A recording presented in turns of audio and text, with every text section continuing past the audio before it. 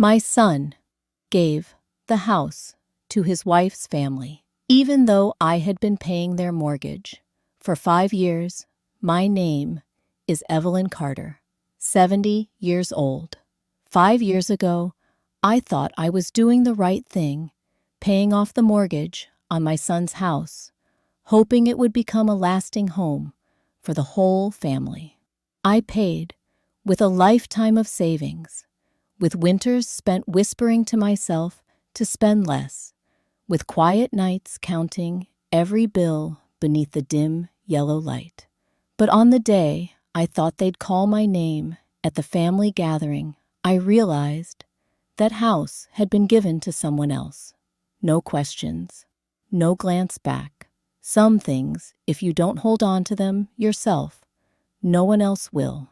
And some sacrifices, if you don't learn to value them, will only echo in silence. If you've ever loved someone with all your heart, only to stand still in the moment they forgot you, then stay a while. This story is for you. 5 years, 60 months, over 1,800 days. I paid that mortgage without missing a single payment. Outside the diner window, the October wind pushed dry yellow leaves down the main street of Ashford. The old diner with its faded plastic booths and a country song playing low on the radio was still where I came every Tuesday morning. Black coffee, no cream, no sugar, a single slice of buttered toast. Same seat by the window, the one I used to share with him years ago. With every sip of coffee, I'd glance out the glass. In my mind, the old house would appear every brick, every step on the porch. I used to believe it would be my final place of rest. But some things can't be held on to, no matter how hard you try. More coffee. Mrs. Carter Marlene's voice, older waitress, stiff hair, sprayed, firm, soft smile. I nodded, flipped the paper to the back page, where tiny local news stories crowded together in quiet irrelevance. I'll leave the check here for you. Another nod. A few moments later, I reached into my purse, pulled out a few crumpled bills. 20%. No more. No less. I stood up, fastened my coat. The cold wind caught the collar as I pushed through the door. The smell of baked apple pie from the shop next door drifted into the air, and with it, a memory. The first time Frank and I held hands, walking down this very street on an October morning, just like this. The scent of pie in the air, half a lifetime ago. Frank was gone now, just me, and the house. The house. I went back to it, settled into the old porch swing that creaked beneath me, watched as the rose vines clung to the faded wooden walls. The flowers had long since died. Only dry, tangled stems remained, woven together like strands of time that refused to let go. I used to think that house would be the gift I'd leave for Mark, my only son. I thought a home, a patient heart, and silent sacrifice would be enough. Frank died just as Mark was starting college. Those first years were hard. I worked and paid off hospital bills as best I could. When Mark married Chloe, I sold part of the land behind the house to help them with the down payment. When they struggled, I said yes. When they worried about affording their first child, I said yes. When Mark said they'd lose the house without help, I said yes. 5 years ago, I began sending money every month, quietly, like brewing my morning coffee. No one asked. I never demanded. I just thought, when I'm old, at least I'll have somewhere to rest, somewhere peaceful. A familiar car pulled up in front. Mark stepped out. White shirt, worn jeans, that same hurried look he always wore. I stood, straightened. My coat waited. Mom, he smiled gently. Chloe asked me to come talk to you. I nodded. I didn't ask, just waited. We're thinking of making this year's Thanksgiving a bit bigger. Chloe's family's coming and, Well, you know how it is. I nodded again. Mark looked down, avoiding my eyes. She was wondering if maybe you could chip in a little to help make it nice. He hesitated, as if expecting me to say no, but I didn't. I never had. I looked at the rose vines, dry stems, twisted, and nodded no sign of green. Of course, I said. My voice was so soft, I barely recognized it.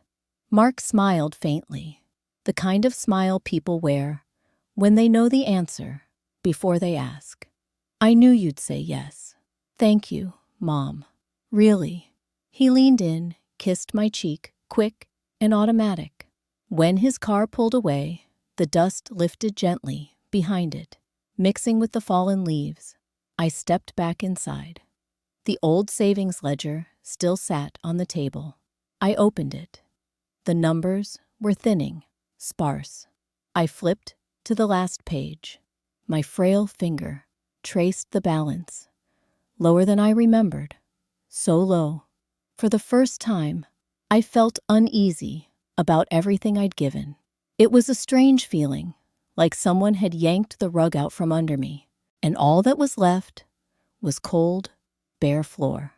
I closed the book and laid my hand across the worn leather cover. At this age, you start learning truths no one warned you about, that no one owes you anything. And sometimes, what you thought was solid ground was just an illusion. I told myself, just get through Thanksgiving. Maybe things will feel different. But sometimes, hope is just the excuse we use to hold on a little longer. That Thanksgiving, I finally understood some changes. Never walk backward. When I met Mark's in-laws, they smiled, a polite smile, then looked straight through me as if I'd never existed. The house was glowing tonight, warm yellow light through the windows. A Sunday evening, the air crisp, the faint scent of fallen leaves lingering nearby. I stepped inside, adjusted my scarf, and wore the soft, practiced smile I'd grown used to, like a mask I no longer noticed. New velvet sofas, a crystal chandelier overhead, white linen draped across the long dining table. I saw the Hendersons, Chloe's parents sitting upright, hands folded in their laps, gray cashmere sweaters, polished leather shoes. Next to them, a few of Chloe's friends. Polite laughter, glances that passed over me like I was part of the furniture. Evelyn, Chloe walked over. Cheeks, faintly blushed lips, a careful red. Her forest green dress, elegant and understated. She kissed my cheek, cold and dry. So glad you could come. Her tone was gentle, the kind of gentle people learn from etiquette classes. I nodded, stepping farther in. Mark was pouring wine, busying himself, eyes avoiding mine. On the table, bowls of creamy butternut squash soup, weighted steam rising in soft ribbons. I sat down carefully, the old wool dress I wore, feeling lost in the glow of chandeliers, the clinking glasses, the scent of expensive perfume. Mrs. Henderson smiled, teeth perfectly white like piano keys. "We just got back from the Caribbean," she announced, raising her glass. Beautiful sunshine, turquoise, water-cultured people. Nothing like the Midwest. I smiled faintly, one of those smiles that never reaches the eyes, and took my first spoonful. The soup was rich and velvety, unfamiliar. I sipped quietly, partly because I wasn't used to it, partly because no one seemed to notice either way. The conversation moved on to vacations, prestigious schools, winter charities. The Hendersons spoke of their plans to support underprivileged children this season, their eyes glancing over to me as they mentioned those poorer areas in the Midwest. Polite words, but the tilt in her voice felt like a tiny, invisible needle. Chloe laughed and leaned toward me. If it weren't for Mom Evelyn helping with the mortgage those first few years, we wouldn't have managed a house like this.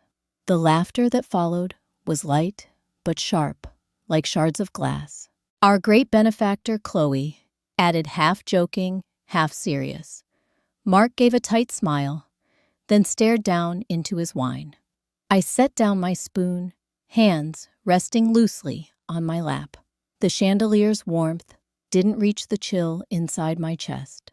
I looked around the table, delicate appetizers, polished silverware, practiced smiles, and distant eyes, and it hit me. I was no longer the heart of Mark's family. I was just someone they used to know. No longer needed, no longer central. The dinner ended slowly, wrapped in stiff hugs and cool handshakes. I excused myself early, saying I had to be up the next morning. Chloe walked me to the door. Mark stayed behind, busy seeing the Hendersons off. Outside, the wind stung. The streetlights flickered faint and far between. I pulled my scarf tighter and stepped along the brick path. Dry leaves crackled underfoot. On the porch steps, Mrs. Dobbins was waiting, thick sweater hands wrapped around a steaming paper cup. "Heading home, Evelyn?" Her voice was flat steady. I nodded. She held out the cup. "Take this. It's a bit strong, but it'll warm you." I took it. My cold fingers brushed against the gentle heat. We sat together on the bench by the porch, saying nothing, just watching the streetlights stretch into the distance. Neither of us rushed to fill the silence. "I used to think," she said, after a while, "that if I gave enough, people would understand." She paused. "Turns out, that's not how it works." I looked at her. The porch light from inside cast a warm glow across our shoulders. Mrs. Dobbins stared straight ahead, her eyes cloudy but strangely bright. "Kids have their own ways," she said. "It's not their fault. Not ours either. It's just, we've got to learn when to hold on and when to let go." I gripped the cup tighter. The warmth seeped through my paper-thin skin, like something I couldn't quite name. For a moment, I remembered my mother and her old saying, "When no one remembers to cherish you, cherish yourself." They asked me to come early to help in the kitchen. But when I arrived, there was no place left for me. Thanksgiving morning. Ashford lay under a soft veil of fog. Along the streets, homes hung pale, golden lights on their porches. At the post office, the flag drifted slowly down the pole, tugged gently by the wind. I drove past it all, wheels pressing into damp layers of fallen leaves, the radio playing old ballads I didn't bother to turn off. Memories stirred those old Thanksgivings. The little house back when Frank was still alive. A kitchen warm with the scent of roast turkey and pumpkin pie. Children's laughter echoing through the rooms. Plates full, chairs squeezed around a wooden table with an extra plank added just to fit us all in. And now, all of it lived only in memory, faint like the breath that fogged the window glass in the early morning chill. Mark's house glowed bright from the driveway. I stepped up to the porch, tugged my scarf close, my arm trembling slightly beneath the thick coat. Chloe opened the door, hair curled neatly, a crisp, white lace apron over a deep red velvet dress. "Oh, you're here. Come in quick. We're all busy getting things ready." Her voice was gentle, as always, but her eyes flicked briefly over my worn wool dress, a flicker of unease she didn't say out loud. Inside the kitchen was already full, the Hendersons, a few of Chloe's friends, even Mark, all bustling about at the sink and counters. I reached for the back of a chair, searching for a way to step in, to belong, but there was no room. The counters were covered in trays and dishes. Cinnamon-scented candles mingled with the rich aroma of the roasting turkey. Chloe handed me a bag of chestnuts. "Could you shell these for me?" She smiled, but her eyes didn't meet mine. I nodded and sat down on a low stool near the kitchen door, the kind of seat no one wanted, the kind no one noticed.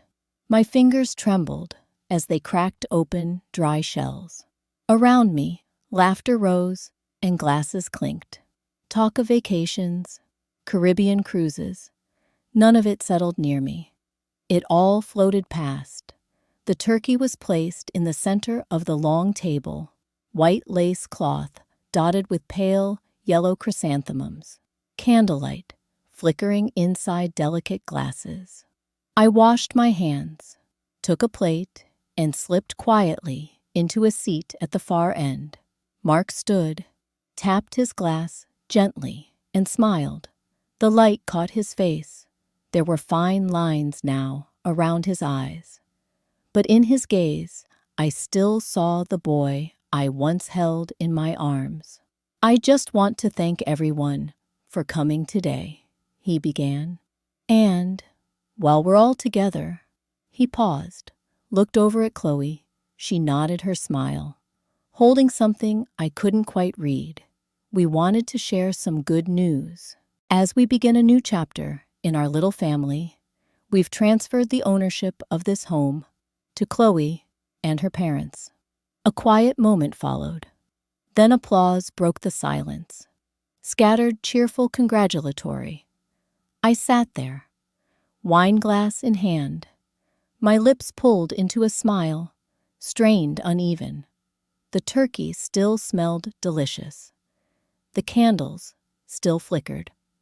The glasses clinked in celebration. But I heard none of it. Just a cold, hollow silence, wrapping around me, like the morning fog outside. This house, the house I thought would be Mark's, the house I'd quietly paid for month after month, every brick, every inch of that garden tied to memories I'd watered with sacrifice, all of it given away. No conversation, no warning.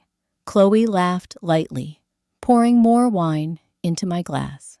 "Now, you can finally rest, Mom Evelyn." Laughter again. I laughed too, but as I lifted the glass, my hand trembled. The wine shimmered gold beneath the candlelight. I drank it down. The burn hit the back of my throat, sharp and warm, but it couldn't thaw the cold in my chest. In the corner of the room, the light angled just so, catching my sunken cheek, my thin, brittle fingers curled around the empty glass. I set it down, gently, decisively, my last glass of wine in this house, and with it, I set down everything else I had left. They say the first one to walk away from the familiar is the one who lost. I don't believe that. It was the first morning of December, cold enough to numb the skin. The house was silent, except for the wheezing hum of the old heater. I woke earlier than usual, brewed a strong pot of coffee, and stood by the kitchen window, staring out at a sky pressed low with heavy gray clouds. On the porch, the season's first snowflakes drifted slowly past the glass, small and weightless. I wondered how many winters I'd stood here, waiting for something that was never going to come. Pulling my sweater tighter, I picked up the empty cardboard box and began to pack. Not much. A few faded photographs, some old books, the blue and white porcelain tea set Frank gave me for our anniversary. I wrapped everything carefully in soft towels and placed them inside. The wedding photo on the mantel. I removed it from its frame, folded it gently, and tucked it into my coat pocket. Every object that passed through my hands was a piece of memory. But this time, I didn't let myself get lost in it. My mother used to say, "No one's coming to save you but yourself." When I closed the last box, I exhaled long and quiet. The sound stretched out in the empty kitchen, echoing like a spoon dropped in the dark. That's when I heard the car pull up outside. Through the fogged window, I saw Mark, gray coat hands in his pockets, hesitating. I opened the door. He climbed the steps, eyes lowered. "Mom, you're really leaving?" I nodded, tightening my scarf. He stepped closer. The scent of cheap cologne and cold air mixed in the space between us. "You don't have to do this. We still have room." His voice trailed off, as if he didn't quite believe the words himself. I looked him in the eyes, the same eyes that once welled up when he took his first steps, that once gleamed with pride the day he graduated. Now, they just looked unsure, distant. I breathed in, deep, felt the cold settle into my bones, and replied, steady, quiet, "I've given enough, Mark. This house and all the hope I poured into it, it's time I let it go." Mark pressed his lips together, but said nothing more. I turned, closed the door behind me, and didn't look back to watch him fade from the porch. I locked the door. The metal key chilled my fingers. For the first time, I didn't pause to look at the rose vines on the railing. Didn't glance back at the house from the steps. I simply walked. Ashford's streets were hushed beneath the snow. White blanketed the rooftops. Bare oak trees cast long, thin shadows across the frozen ground. My car started slowly, tires crunching over ice. I stopped by the bank on the corner. The glass windows fogged the old wooden sign hanging low. Inside, the tellers were familiar faces from the diner. They nodded, half surprised, half understanding. A young woman with her hair tied back gave me a small, polite smile as I requested to close the auxiliary account, the one I used to send money to Mark each month. "Mrs. Carter, right, I've seen you at Johnson's Diner." I nodded, eyes on the form. "I remember you used to sit by the window, reading the paper every morning." She smiled again softly. I didn't answer. I signed the papers, gathered my bag, and left. Outside, I ran into Mrs. Dobbins, standing by the fence, holding a warm apple pie, wrapped clumsily in a checkered cloth. "Baked this morning," she said, extending it toward me. I took it. The warmth seeped through the cloth into my cold hands. "Good luck, Evelyn." She didn't say anything else. She didn't need to. Those who've weathered enough storms know the kindest wishes are often the ones left unsaid. I nodded in thanks and moved on. When I returned to the house, I paused, not to look. Not out of regret, but to confirm something to myself. I had done enough. I had loved. I had sacrificed. I had waited. And now I chose to end it. I opened the trunk, placed the box inside. One hand held the pie. The other slid the key into the ignition. The door closed, sealing me off from the cold. I didn't call Mark, didn't message Chloe, didn't tell anyone I was leaving. This quiet departure was the last thing I still owned, the one thing that was mine. I started the engine. The car rolled forward. White snow faded in the rearview mirror. No one stood at the door to wave me off. No lights turned on. No hands reached out. I drove on, didn't look back. The house was no longer home. I wasn't leaving. I was choosing myself. I used to think my life was down to just waiting. Turns out, I still had the right to begin again. The little house sat tucked away at the end of a dirt road on the edge of Ashford. A weathered wooden cottage with a dull gray roof, its front yard bare and blanketed in snow.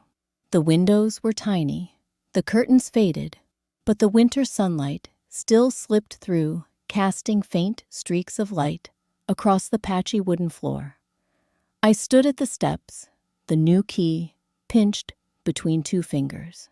No red ribbon, no congratulatory applause. Like the first time, Frank and I bought a house. Back then, we were young broke, but believed everything was still ahead of us. That first home was just as small and just as worn as this one, but it smelled of fresh paint and morning sun pouring in through the windows, the kind of light that makes you believe tomorrow might be better. I drew in a deep breath and slid the key into the lock. The door creaked open, releasing the scent of damp wood and dust. I didn't flinch, just stepped inside and flipped the light switch, a flickering, dim bulb overhead. I set my bag down on the floor, unwound my scarf.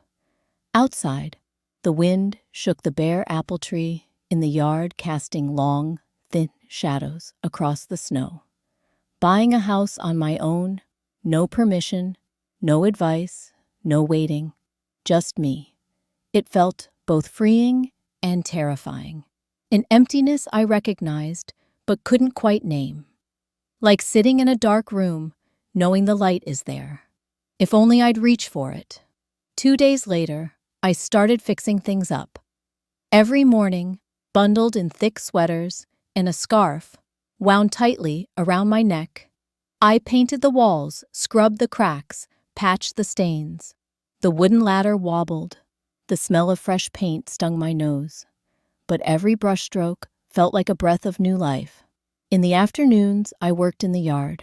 The snow was still thick, but I raked what I could, pulled out brittle weeds. The tree roots barely stirred beneath the cold ground. I didn't know if anything still lived down there, but I knelt anyway, touching each root gently, like I might wake something fragile.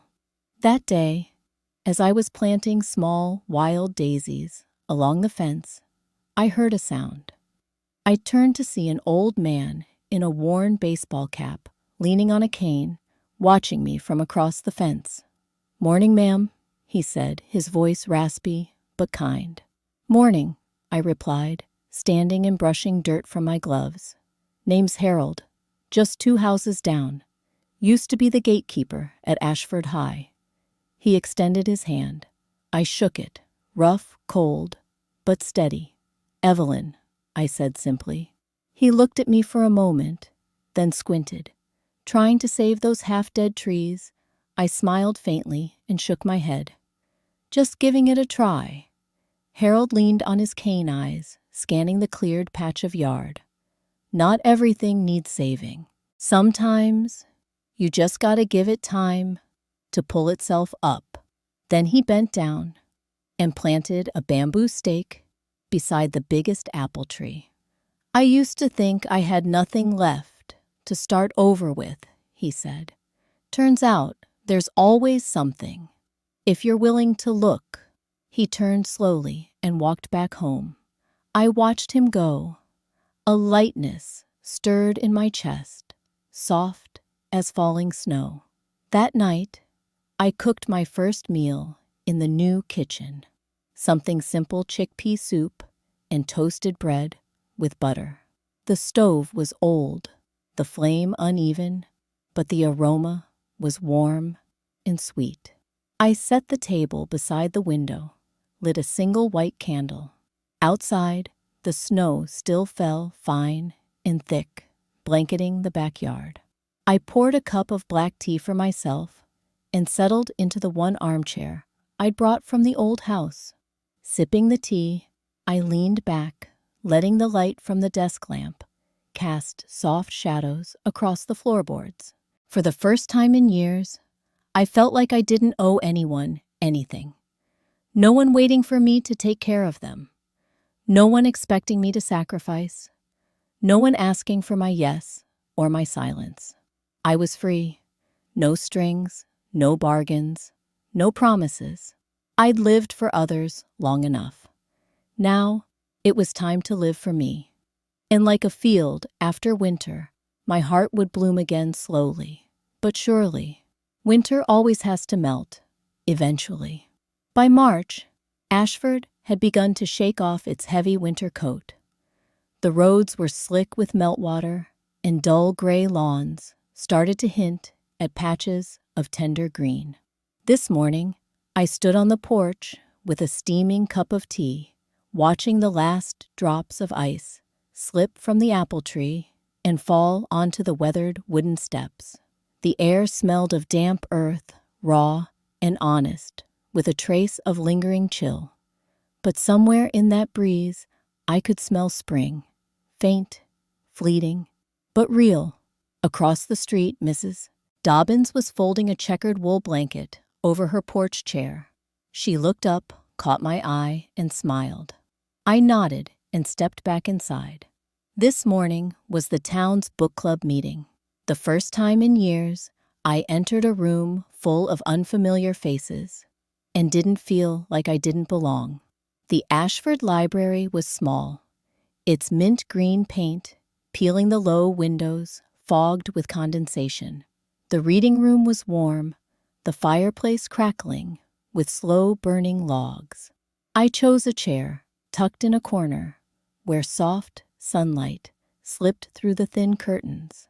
Today, we read Little Women, an old story, but it still warmed something inside me. Mrs. Dobbins read aloud, her voice steady and calm. She reached the part where Beth sets the table, her hands trembling with fever, but her eyes quietly full of joy. There are satisfactions that don't need to shout. The meeting ended. I lingered to return the book, listening to the quiet murmur of conversations around me. Snippets of stories, gentle shoulder taps, casual handshakes, things that used to feel distant, now felt almost familiar.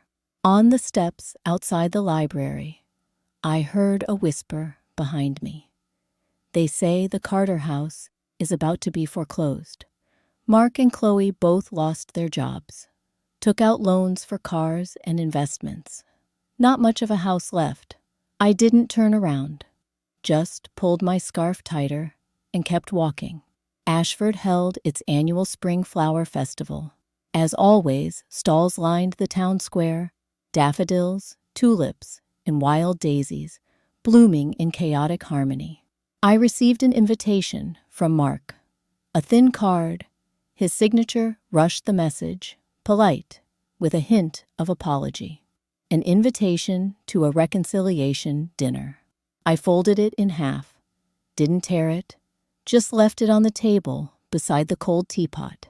Late afternoon, Mrs. Dobbins knocked on my door. I have 2 tickets to the festival. Want to come? I nodded, grabbed my coat, and stepped out.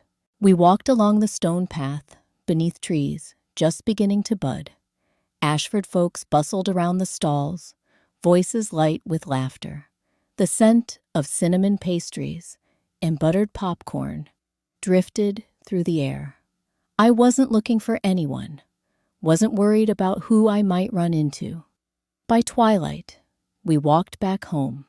Cutting through the alley, I paused in front of my apple yard.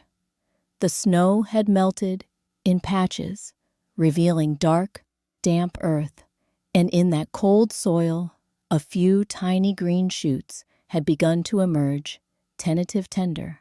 I crouched down, brushing a fingertip against one. Its leaf was paper thin, but its stem clung fiercely to the rough bark of the old tree. I smiled, a real smile. Not forced, not sad. I had survived the winter. Not just the one outside, but the one inside me. The long, quiet winter that felt like it would never end. And now, looking at those fragile buds, pushing through hardened ground, I knew I had done the same. I didn't need anyone to give me spring. I had planted it myself. Beneath the March sky, where tiny blossoms pushed through the cold ground, I realized something. You don't need anyone to grant you spring. You can sow it yourself. And that is enough. I used to think love meant unconditional sacrifice, quiet endurance. But I've come to understand, if you don't learn to cherish yourself, there will come a time when even those closest to you may turn away, like an old blanket that kept everyone warm through countless winters. When the sun returns, people forget how much they once depended on it. I place a hand over my chest, where the steady rhythm still beats slow but strong, like the old apple tree that somehow made it through the harshest winter of its life. No one needs to give me anything. No one needs to remember. It's enough that I'm still here, steady, quiet, resilient. So if this story reaches you, take a moment, pause, and ask yourself, have you cared for your own heart enough before trying to warm the whole world?